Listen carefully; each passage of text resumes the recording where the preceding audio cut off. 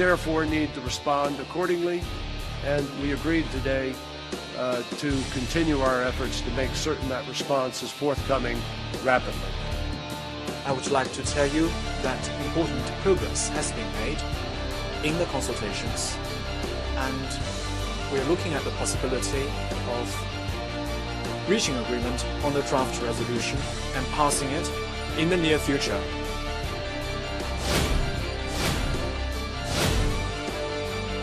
이를 위해 북한의 핵과 미사일 개발을 막고 있는 원자력 공업선과 국가우주개발국을 제재 대상에 포함하고 북한의 대남 공작을 지휘하는 정찰 총국도 처음으로 안보리 제재 대상에 포함한 것으로 보입니다.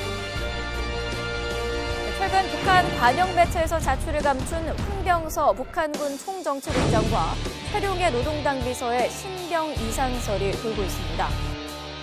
황병서는 극심한 만성 신부정증을, 최룡해는 좌골 신경통을 앓고 있어서 거동조차 힘들다고 합니다.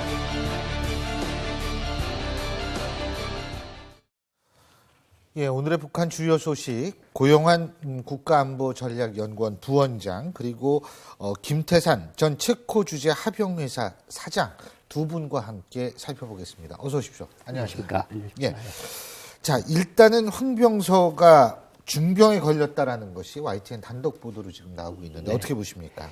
그 황병서가, 예, 총정치국장으로서 꼭 참가해야 할 이른바 1호 행사에 2번 연거푸 빠졌어요. 예. 그러니까 인민군 군악단 창건 기념일에 자기 밑에 수하, 총정치국 조직부국장, 선전부국장은 참가했는데 안 참가했고, 예, 그 전에 이제 평양 사수를 위한 쌍방 기동훈련이라 그래서 수도군단 사령부하고 저 백공호 땅크 사단하고 이렇게 붙은 싸움, 말하자면 전투 훈련에도 참가를 안 했어요. 그러면, 예, 북한에서 볼 때 이러한 중요한 1호 행사에 꼭 참가해야 할 1호 행사에 빠졌다는 것은 그의 신변에 이상이 생겼다는 것은 충분히 가능한 일이고, 첫 번째는 역시 허리가 많이 아프다는 소리는 이전부터 공이 알려졌던 소리고, 이번에 새로 나온 소리는 신부전증을 앓고 있다. 신장이 안 좋다는 거예요? 예, 신부전증, 콩팥이, 예, 안 좋다. 그래서 그래도 허리 아파요. 그렇죠. 예, 예, 그게 두 개 겹쳐서 그러는 것 같고, 또 한 가지 가능성은 지금 북한이 계속해서 호언장담을 하지 않습니까? 예, 우리 혼내겠다고. 예. 그러면 저 사람이 어떤 경우가 있을 수 있는가 하면, 총정치국장으로서 정찰총국이나 어느 부대에 가서 내가 이 사업을 현지에서 직접 격려해주고 지도해서 이번에 큰 걸 하나 만들겠습니다. 이럴 가능성이, 또 다른 가능성이 남아있다는 거죠. 그러니까 도발을 준비할 가능성, 예, 그리고 아플 가능성인데, 아니 최룡해도 아프다며요? 뭐 여기 전부 병자예요? 왜 이래요 이거? 예, 최룡해는, 예, 원래 당뇨가 심합니다. 그래서 7년 동안 낭림군에 가서 벌목공, 그러니까 나무 베는 노동자로 일했을 때 당뇨병 때문에 엄청 고생을 했는데, 이번에 이제 새로 나온 것이 당뇨병에 좌골신경통까지 같이 걸렸다. 근데 이것도 충분히 가능성이 있는 소리인데, 다만 최룡해는 지난 1월 17일 날 사회주의 청년동맹 70돌 기념 행사에, 예, 나오고 그다음에 2월 7일 날 미사일 발사를 한 날 평양역전에 나온 다음에 사라졌거든요. 예. 이 사람도 그 후에 중요한 행사가 두 가지가 있었는데 두 가지 다 빠졌어요. 예. 그런데 이 사람도 알아서 누웠을 가능성이 있고, 아니면 김정은의 신임을 받지 못했다고 생각을 하는 게, 예, 사회주의 청년동맹 70돌 행사라고 하는 중요한 행사에 김정은이 참가를 안 했어요. 그러니까 김정은이 뭔가 삐져 있을 정도로 굉장히 신임을 잃어서 뭔가 또 농사지러 간 또 농사지러 갔든가 아니면 김송 고급당학교 같은 데 가서, 예, 자아 비판을 하면서 혁명화 교육을 받을 가능성이 있다고죠. 그러니까 어쨌든 누군가 대치가 되면은 뭐 농장 가서 농사 짓고 있든 혁명화 사업 이른바, 네, 아니면은 대치가 안 되면 아플 수도 있는 거고, 그렇죠. 그죠? 네. 그걸 봐야겠네요. 자, 좀 화제를 바꿔보죠.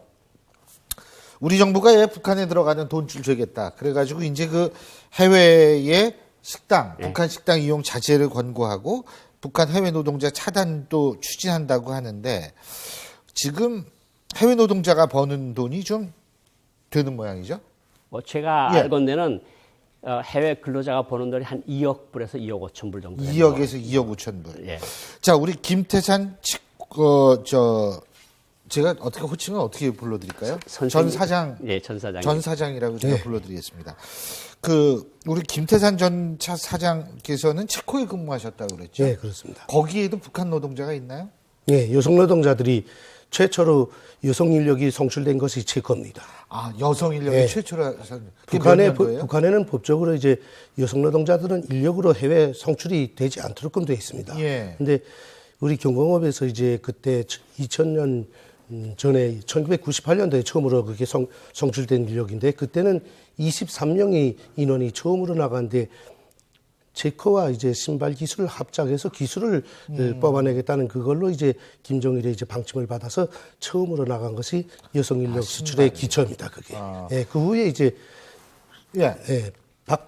2007년도에 이제 체코가 북조선 노동자들을 100% 이제 들이쫓았죠, 말하자면. 내쫓았는데, 그때 쫓을 당시에 400명이었습니다. 북조선 노동자가. 400명은 네, 북한 노동자가. 체코가 이제 전부 본국으로 네, 돌려보냈군요. 그렇습니다. 왜요? 근데 그것이 이제 원인이 있습니다. 2005년도에 우리 탈북자들이 브뤼셀에 가서, 브뤼셀에 가서 EU, 말하자면 서유럽 의원들, 국회 의원들을 모아놓고 거기서 북한 인권 상황을 가지고 말하자면 세미나를 했습니다. 세미나를 하면서 EU 그 국회의원들한테 이거 북한에서 이런 인권 유린이 일어나는데 좀 방심하지 말고 도와달라 하니까 그때 EU 의원들이 그때 당시 체코가 서유럽 동맹에 들어오겠다고 신청을 했을 텐데 그 의원들이 놀라면서 아니 우리 동맹에 들어오겠다고 신청한 체코에서 이런 인권 유린이 있단 말인가? 이게 사실인가? 그래서 그때 다 사실이다 하니까 자기네가 그러면 이게 해명 안 되면 체코를 우리 유럽 동맹에 받아들이지 않겠다 하고 이분들이 진짜 그걸 2년 동안에 체코를 압박해가지고 체코에서 할 수 없이 북한 노동자 2007년도에 2차에 걸쳐서 400명을 철수시켰습니다. 지금 그러면 얼마 받았어요? 그 보통 여성 노동자들 물론 월급이? 그때 제가 노동자들을 한 150명 데리고 나가 일한 것이 그때 공장을 5개를 운영했거든요. 그때 뭐 공장 운영이라기보다 체코 공장에 우리 노동자들을 들여보내고 거기서 일한 노동자들이 로임을 받아서 이제 북한으로 들어보내는데 로임은 한 달에 그저 150불 내지 160불을 받았습니다. 150불, 체코에서요? 네. 150에서 160불. 네. 그때 당시에 체코가 뭐 개혁개방 당시에 참 어려운 시절이었으니까 로임이 참 작았죠, 말하자면. 근데 이 중에서 그럼 몇 퍼센트를? 그래서 50%를 잘라서 이제 북으로 들여보내고. 50%를 잘랐다. 150불 받으면 75불 정도. 75불 정도. 75불은 본인한테 주고. 그게 준다는데 그게 75불이면 참 많지 않습니까? 지금 봐도.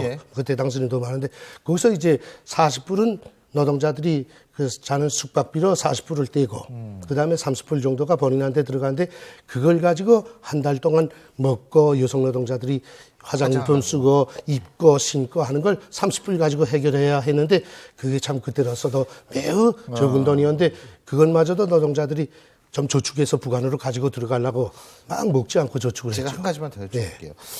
왜 그러면 김태산 사장께서는 망명을 결심하시게 된 겁니까? 참 남쪽에 와서 처음에 와서 그 질문을 많이 들었는데 남쪽 분들이 모르는 게 한 가지가 있습니다. 남쪽 분들이 아주 자유로운 사회에서 너무나 자유로운 사회에서 살다 나니까 속담에 꿀떡에 빠진 사람이 꿀이 단지를 모른다는 것처럼 남쪽 분들은 북쪽의 사람들이 그 자유를 그리워하는 걸 그걸 모릅니다. 그저 오직 배불리 먹고 살 수만 있으면 그게 다인 줄 알고 남쪽에서 지원 주면서도 북쪽의 자유를 위해서 이게 노력하지 않고 북쪽 사람들에게 이거 좀 먹을 것만 집어주면 된다고 식량만 주면 모든 게 해결된다고 하는데 저도 뭐 무역 일꾼으로서 마음대로 해외에도 드나들고 있기 때문에 먹고 사는 것도 걱정 없고 그래 보이세요. 그런데 그리운 건 자유였습니다. 자유였기 때문에 모든 걸 뒤로 하고 여기로 나왔습니다. 제가 김 사장님께 한 가지 더 여쭤보는 게 돈을 보내셨다고 그랬죠? 150불에서 160불 반을 보내셨다고 말씀하셨는데 그럼 그 반은 어디다 보냅니까? 북한 어디다?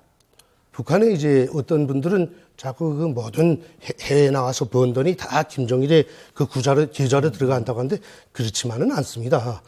자기 해당 부서에서 내보낸 부위원회별로 그 근거에 다 들어가지.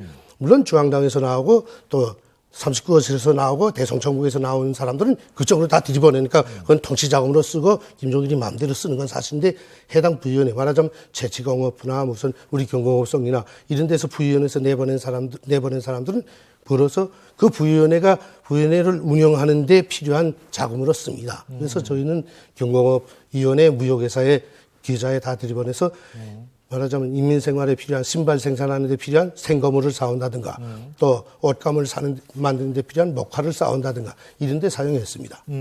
몇 년 계셨어요, 체코에? 체코에 제가 만 2년 있었습니다. 만 2년 예. 다른 나라에도 계셨고요. 다른 나라에 그때는 노동자들을 데리고 나가지 않고 이제 뭐 대사관 쪽으로 또 대사관 예, 쪽으로. 무역 대표부 쪽으로 나가서 이제 그 외교관이셨는데 부원장님도 그러면은 두 분 물론 이제 좀 차이가 있으시죠, 연배가. 그러니까 이제 좀 한참 차이는 있으시겠습니다만 그 외교관으로 이렇게 쭉 돌아다니시면서 노동자들 많이 보셨어요, 우리? 그러니까 저희들은 노동자들을 본 것보다 기술자들을 많이 기술자들. 봤죠. 예, 기술자들 뭐 원예 기술자, 양어 기술자 이런 기술자들 봤는데 이제 말씀하신 것처럼 부위원회 운영 자금으로 부처 운영 자금으로 들어가는 돈이 있고 부처에서 그 돈에서 일부를 당 39호실이나 서기실에 바치는 거 있고 아니면 거기서 어떤 대상은 통째로 39호실에 가고 서기실로 가죠. 제가 말씀드린 거는 우리 경공업성은 그때 김경희 부장이 봤기 때문에 그렇죠. 경공업성의 돈은 김정일의 동생. 김경희 부장이 직접 우리 경공업을 봤기 때문에 경공업 부장으로서 당조안의 경공업 부장으로서 우리 경공업 분야를 봤기 때문에 우리 경공업의 돈은 감히 누가 다치질 못했습니다. 근데 거기가 뭐 거기 서로 형제지간. 형제지간이고. 예. 잘 알겠습니다. 오늘 아주 너무나 재밌게 듣다 보니까 시간이 벌써 여기까지 됐네요. 오늘 말씀 여기까지 듣겠습니다. 두 분 말씀 잘 들었습니다. 고맙습니다. 감사합니다.